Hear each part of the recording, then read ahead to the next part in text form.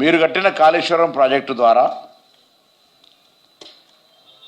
మీరు మేడిగడ్డ నుంచి నీళ్ళు ఎత్తిపోసినటువంటి నీళ్ళ సంఖ్య టీఎంసీలు ఎంతనో లెక్క చెప్పండి ముందు, మీరు అడిగిపోయే ముందు. ఎందుకంటున్నామంటే ఎల్లంపల్లి ఆనాడు ప్రాజెక్టు ఎట్లా పూర్తయిందని చెప్తున్నామంటే, ఎల్లంపల్లి ప్రాజెక్టు పూర్తి చేసి కిరణ్ కుమార్ రెడ్డి గారు ఆనాడు ముఖ్యమంత్రిగా ప్రారంభోత్సవానికి వస్తా అంటే నువ్వు ఆంధ్ర ముఖ్యమంత్రి రావద్దు, వస్తే హెలికాప్టర్ వెలుస్తామన్నటువంటి పరిస్థితి ఆ రోజు. ఆ ప్రాజెక్ట్ అన్నడే పూర్తయింది, అది శ్రీపాద సాగర్ ఎల్లంపల్లి ప్రాజెక్ట్ అని ఆనాడే పేరు పెట్టుకున్నాం. సో ఈ ప్రాజెక్టుకు సంబంధించి నీళ్లు ఈరోజు నందిమేడారం, లక్ష్మీపంప్ బ్యారేజ్, దాని తర్వాత మిడిమానేరుకు వస్తాయి. ఈ వచ్చే పరిక్రమణల వాస్తవంగా 2 టీఎంసీల కొరకు తీసుకున్నటువంటి ప్రణాళిక ఇప్పటి వరకు చరిత్రలో ఎన్నడూ కూడా 2 టీఎంసీల నీళ్ళు వాడనేలే. ఏది ఆ నీళ్ళను ఇక్కడ మిడిమానేరు తేవడానికి. కానీ దాదాపు 2000 కోట్ల చిల్లరకు సంబంధించిన నిధులు వృధా అయ్యే విధంగా 3వ టీఎంసీకి పనులు తీసుకున్నారు. భూసేకరణతో రైతులు అన్నమూరు రామచంద్రాన్ని బాధపడి ఆ రోజు సత్యం గారు అనేక వందల సార్లు ధర్నా చేసినటువంటి పరిస్థితి. 3rd టీఎంసీ అంటే అవివేకమైన పనులు చెప్తా ఉన్నాం. స్వయంగా కేసీఆర్ అత్తగారు కొదురుపాక వారిది, కేసీఆర్ గారి అత్తగారు సోదరుపాక సందర్భంలో మేము అందరం కూడా మిడిమానేరు గుంపు గ్రామాలకు సంబంధించిన వారికి గ్రామాలు వస్తాయి, వీరికి గ్రామాలు వస్తాయి, వారికి గ్రామాలు వస్తాయి. ఆనాడు నేను లోక్సభ సభ్యుడిగా, మాజీ సభ్యుడిగా మేము అందరం కలిసి మిడిమానేరు ముంపు గ్రామాల సమస్యను పరిష్కరించండి అని 10 ఏళ్లలో అడిగితే వాళ్ళకు ముఖ్యమంత్రిగా ఐషతల వేములవాడకు వచ్చి 5 లక్షల రూపాయలు నిధులు ఇస్తానని ఇయ్యలే. అనేక సమస్యలు ఇయ్యాల వరకు పెండింగ్ ఉన్నాయి, వాటిని మేము పరిష్కరిస్తాం, మేము ఎజెండాలో పెట్టుకున్నాం, మేనిఫెస్టోలో పెట్టుకున్నాం, ప్రజలకు హామీ ఇచ్చడం చేస్తాం. ఇవాళ కూడా ఎల్లంపల్లిలో ఇప్పుడే అంటే ఎట్లుంటుందంటే వీళ్ళ ఆలోచన, నీళ్ళు ఎప్పుడైతే వర్షాలు పడ్డాయో 3-4 రోజుల నుంచి ఇక నీళ్ళు ఎట్లయినా వస్తున్నాయి, మేము పోయినాక వస్తున్నాయని చెప్పుకోవడానికి పోయేటువంటి ప్రయత్నం, చిన్న చిట్కా. నేను దుమ్మిన సమయంకు నీ ముక్కు ఊసిపోయింది, నేను దుమ్మితేనే నీ ముక్కు ఊసిపోయింది అన్నట్టు ఉండాలన్నట్టు లెక్క చెప్పుకునే ప్రయత్నం ఇది. వర్షాలు పైన పడి ఈరోజు ఎల్లంపల్లికి సంబంధించి రోజు 25 క్యూసెక్ల నీళ్ళు వస్తూ ఉంటుంటే దాని టీఎంసీలు 20 టీఎంసీల వాటర్ కెపాసిటీ ఉన్నట్టయితే ఇప్పటికే 13 టీఎంసీల వాటర్ ఉంది. దాన్ని ఎత్తిపోతలు ప్రారంభం చేస్తూ ఉన్నారు మా మంత్రి గారు ఉత్తమ్ కుమార్ రెడ్డి గారు, అధికారులకు ఆదేశాలు ఇచ్చినారు. దాన్ని చేసుకొని ఇలా ఒకటి రేపటి నుంచి మిడిమానేరు నీళ్ళు వస్తాయి. ఈ నీళ్ళు రాగానే మేమే ఇచ్చినాం, మేమే చెప్తేనే ఇచ్చినాయి అని అనుకునే పరిస్థితులలో ఉంటుంది. మా ప్రజలకు తెలుసు కానీ బాహ్య ప్రపంచానికి తెలియదు కదా. మేము అక్కడ స్థానికులం అందరం, అక్కడనే పుట్టి పెరిగి మేము ప్రజల మధ్యలో ఉండేటోళ్ళం కాబట్టి వాస్తవం చెప్పాలి. ఇక్కడి నుంచి లేదో వచ్చి అక్కడేదో రాజకీయపరమైనటువంటి ఆలోచన చేసే ప్రయత్నం చేస్తున్నారని చెప్పడానికి కొరకు ఈ ప్రెస్ కాన్ఫరెన్స్. అక్కడ ఎల్లంపల్లి ప్రాజెక్టు ద్వారా మిడిమానేరు ప్రాజెక్టుకు రావడం, మిడిమానేరు ప్రాజెక్టు ద్వారా అంతగిరి రిజర్వాయర్ నుంచి ఎత్తిపోతల ద్వారా రంగనాథ సాగర్, కొండపోచమ్మ, మల్లన్న సాగర్ నీళ్లు పోయేటువంటి కార్యక్రమం. ఇంకొక ద్వారా మిడిమానేరు నుంచే lower Maneru dam, lower Maneru నుంచి కాకతీయ కాలువ ద్వారా తుంగతుర్తి దాకా నిలువే విధంగా వరంగల్ నుంచి ఖమ్మం, నల్గొండకు నిలువే కార్యక్రమం జరుగుతుంది. ఇదంతా కూడా శ్రీరామ్ సాగర్ సంబంధించినటువంటి ముందు ఇన్పుట్ ఉండే 90 టీఎంసీల శ్రీరామ్ సాగర్లో ఇవాళ దాదాపు 26 టీఎంసీల వాటర్ ఉంది. ఆడ కూడా 19 క్యూసెక్ల వాటర్ వస్తూ ఉంది. అది ఒక్కసారి మహారాష్ట్రలో వర్షాలు పడితే వాటర్ ఫ్లో అయిపోయి పొంగి పొర్లుతుంది. ఇలా మీరు నిన్న సీతక్క గారు చూసినారు. సీతక్క గారు వరద శాంతించాలే గోదావరి అని చెప్పింది. గోదావరి మహారాష్ట్రలో పుట్టినటువంటి బాసరా లేకపోతే అక్కడ మన ఆ ప్రాంతం నుంచి వచ్చేటువంటి గోదావరి ఒకటైతే ఎల్లంపల్లి దాటిన తర్వాత కిందికి ప్రాణహిత చేవెళ్ల ద్వారా మేమైతే తమ్మిడిహట్టి కడతామన్నామో, ఒకవేళ అక్కడ ప్రాజెక్టు కట్టుంటే వెళ్ళి వరదల ప్రభావం భద్రాచలం దాకా ఇబ్బంది కలగపోతుండే. అక్కడికి ఒకవేళ ప్రాజెక్టు కట్టి ఉన్నట్టయితే నీళ్ళు అక్కడనే ఒడిసి పట్టుకొని ఆ నీళ్లు గ్రావిటీ ద్వారా ఎల్లంపల్లికి వస్తుండే. అవన్నీ లేకుండా ఇలా తీసుకొని కిందకి సముద్రం ఒడ్డున అంటే ఎక్కడో కట్టుకునే విధంగా మేడిపల్లికి అక్కడ పందిల సుందిల ఇవన్నీ కట్టుకోవడం వల్ల నీళ్ళు వెళ్ళిపోతూ ఉంటుంటే ఇవన్నీ ఇబ్బంది కలుగుతూ ఉన్నది. ఇలా నీళ్లు కాళేశ్వరం నీళ్ళు ఆపుతలేరు, ఇదంతా పంచాయతీ సాంకేతికంగా గౌరవ మంత్రి గారు దానికి సంబంధించిన ఆ కింద భాగం అంతా క్లారిఫై చేస్తారు. కానీ మిడ్ మానేరు, లోయర్ మానేరుకు సంబంధించి ఆ ప్రాంతానికి వచ్చేటప్పుడు ఆ ప్రాంత రైతాంగానికి సంబంధించి అన్నమో రామచంద్రాన్ని మొత్తుకొని ముంపు గ్రామాల సమస్య ఎందుకు పరిష్కరించలేదో ముక్కుకు భూమి నేలకు రాయమని చెప్పి మేము డిమాండ్ చేస్తున్నాం. మేమందరం కూడా అదేం లేకుండా వట్టిగానే మళ్ళీ రాజకీయ యాత్రల పేరు మీద అధికారంలో ఉన్ననాడు పట్టించుకొని మీరు ఇలా ఏ ముఖం పెట్టుకొని అక్కడికి వస్తారని అడుగుతాను మేము అందరం కూడా కలిసి. అలా రెండో టీఎంసీ ఎన్నడూ వాడకం లేకుండా ఒక్కనాడు కూడా ఒక టీఎంసీ పూర్తిగా కూడా నీళ్ళ యూటిలైజేషన్ లేని పరిస్థితుల్లో మూడో టీఎంసీ ఎవరి లబ్ధి కొరకు చేకూర్చున్నారో చెప్పాల్సినటువంటి అవసరం ఉంది. చెప్పిన తర్వాతనే అడుగు పెట్టాలని సందర్భంగా మేము డిమాండ్ చేస్తా ఉన్నాం. అవేం లేక అట్టుగానే శాసనసభలో మాట్లాడ చేతగాక ప్రభుత్వం పెరుగుతున్న ఆదరణ చూసి కార్యక్రమాలు చూసి మీరు ఏదో డైవర్షన్ ఇచ్చే ప్రయత్నం చేస్తూ ఉన్నారు. ఇలా ఆశ్చర్యం అనిపించింది. గౌరవ్ కేసీఆర్ గారు కూడా శాసనసభకు వచ్చాడు, చాలా ప్రతిపక్ష నాయకుడు. మా విజ్ఞప్తిని, మా డిమాండ్ను, మా కోరికను మన్నించి వచ్చిండు అనుకున్నాం. హ్యాపీ. బడ్జెట్ ఇంకా ప్రవేశపెడుతున్న అనకముందే వీరు నిష్క్రమించిండ్రు. రైట్, పోనీ పోతూ పోతూ బయట బడ్జెట్ గురించి కామెంట్ చేసినారు. ఈ బడ్జెట్ చాలా పూర్తిగా అట్లా ఇట్లా అని ఏది పడుతుంది అన్నాడు. ఒకటి రెండు అంశాల గురించి మాట్లాడుతాం మేము. యాదవులకు సంబంధించిన స్కీమ్ గురించి మాట్లాడుతూ ఉన్నారు. అధికారంలో ఉన్నప్పుడు వాళ్ళు ఒకటే ఫేజ్ ఇచ్చారు, రెండో ఫేజ్ ఇచ్చిరా అని అడుగుతా ఉన్నాం. రెండో ఫేజ్ ఇయ్యని వాళ్ళు మీరు గొర్రెల స్కీమ్కు ఏదో జరిగింది అని మాట్లాడితే ఇవాళ మొదటి స్కీమ్లో వేసినోడే జైల్లో ఉన్నాడు అవినీతి మీద. మీరు వాళ్ళు సమర్థిస్తున్నారా?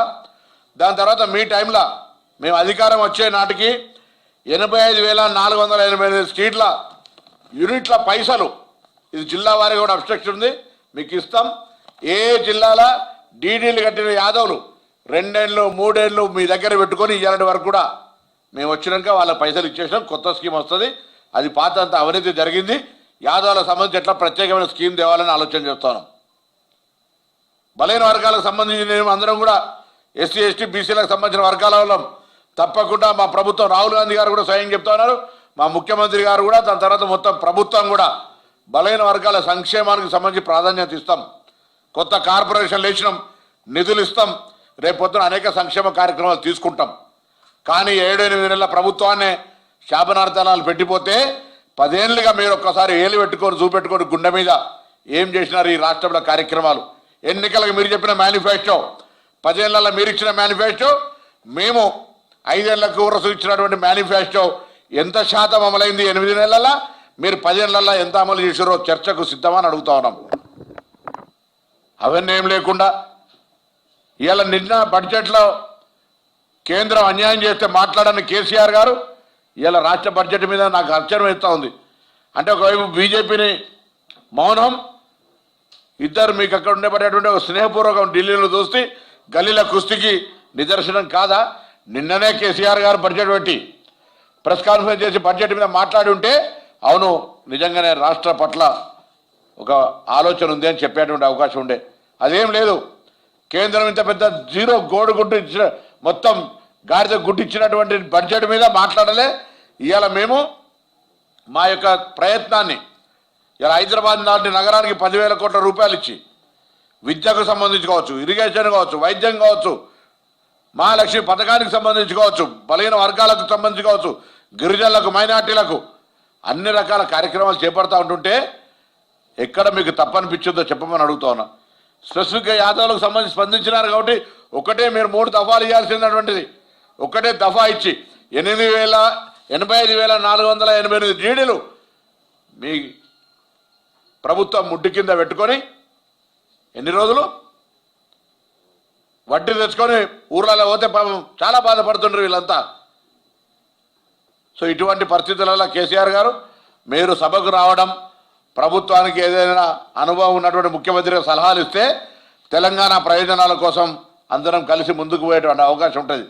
దాని తదుపరి ఎంతసేపు నిన్న కూడా చూసినాం బడ్జెట్కు సంబంధించి వాళ్ళు మాట్లాడుతున్నటువంటి మాటలు పూర్తిగా అంటే తెలంగాణకు జరిగిన అన్యాయాన్ని గట్టిగా మాట్లాడేటువంటి పరిస్థితి కనబడతలేదు. ఏది ఏమైనా ఇవాళ కాంగ్రెస్ పార్టీ సంబంధించినటువంటి బడ్జెట్లో ఇంకా ఏదైనా అవసరాలు అనుకుంటే తప్పకుండా ఇలా చెప్పిందే వేదం కాదు. రేపు అవసరం ఉంటే అనేక సందర్భాల లోపల మనం మార్పులు చేర్పులు ఇంకా అత్యవసర పరిస్థితులలో మార్పులు చేసుకునేటువంటి అవకాశం ఉంటుంది. కాబట్టి ఎక్కడైనా ప్రజలకు ఏదైనా ఇబ్బంది జరిగింది అనిపిస్తే సంబంధిత శాఖ మంత్రులకు కలవడానికి అవకాశం ఉంది.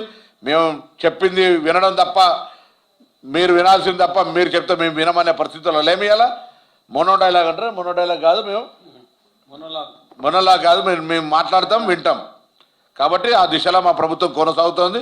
తప్పకుండా ప్రజాహితంగా, ప్రజా సంక్షేమంగా, ప్రజల యొక్క బలైన వర్గాల సంక్షేమ దిశలో మా కార్యక్రమాలు కొనసాగుతాయనే మాట ఈ సందర్భంగా మనం చెప్తాను.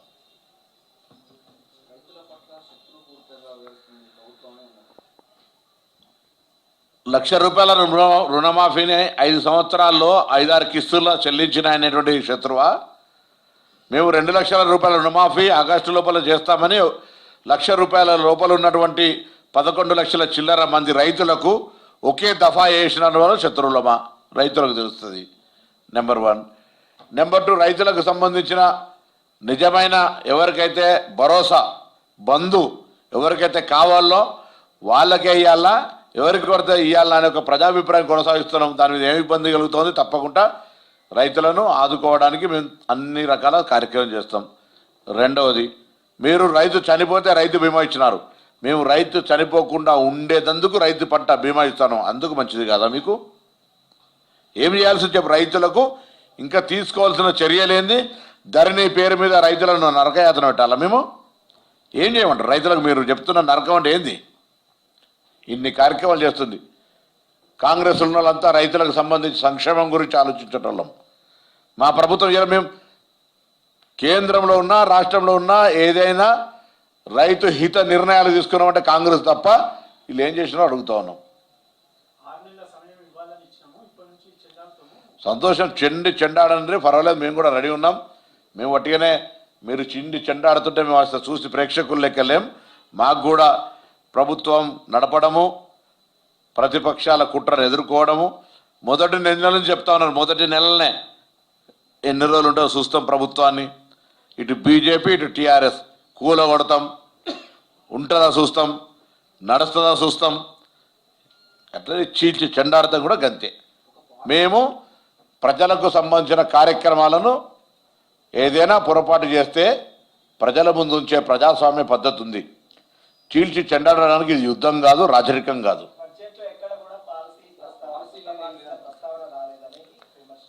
అంటే బడ్జెట్ రాసి కేసీఆర్ గారు అప్రూవల్ తీసుకోవాల్సి ఉండేదని నాకు తెలియదు. పాలసీ అంటే మీరు ఇన్ని సంవత్సరాలుగా బడ్జెట్ చూస్తూ ఉన్నారు. మేము హైదరాబాద్ డెవలప్మెంటు లేదా ఒక సమగ్రమైన ప్రణాళిక వరకు ఒక పాలసీ తీసుకున్నాం, లేదా డ్రగ్స్ నిరోధకానికి సంబంధించి ఒక పాలసీ తీసుకున్నాం, బలైన వర్గాలకు సంబంధించి కూడా ఒక పాలసీ ఉంది, లేదా మా స్కీముల అమలుకు సంబంధించి ఉంది. ఎక్కడ స్కిల్ డెవలప్మెంట్కి సంబంధించి ఒక యూనివర్సిటీనే తీసుకొస్తా ఉన్నాం. ఉపాధి విద్యతో పాటు ఉపాధి కలగాలనేటువంటి ఒక విధానాన్ని అవలంబించే ప్రయత్నం చేస్తాను. ఈ రాష్ట్ర భవిష్యత్ ప్రయోజనాలకు అనుగుణంగా ప్రణాళిక చేసుకొని ముందుకు పోతాను. బట్ అది కేసీఆర్ అప్రూవ్డ్ కాదు కావచ్చు, ఆయనకు నచ్చకపోతుంది కావచ్చు. ప్రజాస్వామ్యంలో అట్లా ఆయన ప్రతిపక్ష నాయకుని అప్రూవ్ తీసుకొని చేయాల్సిన అవసరం లేదు. పాప ఆయన మర్చిపోయి అంటాడు. ప్రతిపక్షం అంటేనే ఒక దళితుడు సిఎల్పి నాయకుడు అయితే ఆయనకు సిఎల్పి హోదాకా కష్టపడ్డ మీరు ఇవాళ ఆయన బడ్జెట్ ప్రవేశపెట్టి చదువుతుంటే మీకు ఆ బడ్జెట్ మీద ఎట్లయినా చురుకని అనిపిస్తుండొచ్చు.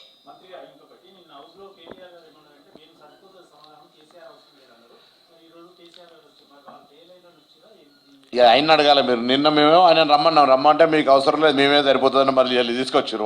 వాళ్ళే ఫీల్ అయినరా లేకపోతే ఎందుకు వచ్చారో తెలియదు కదా మనకు ఐడియా.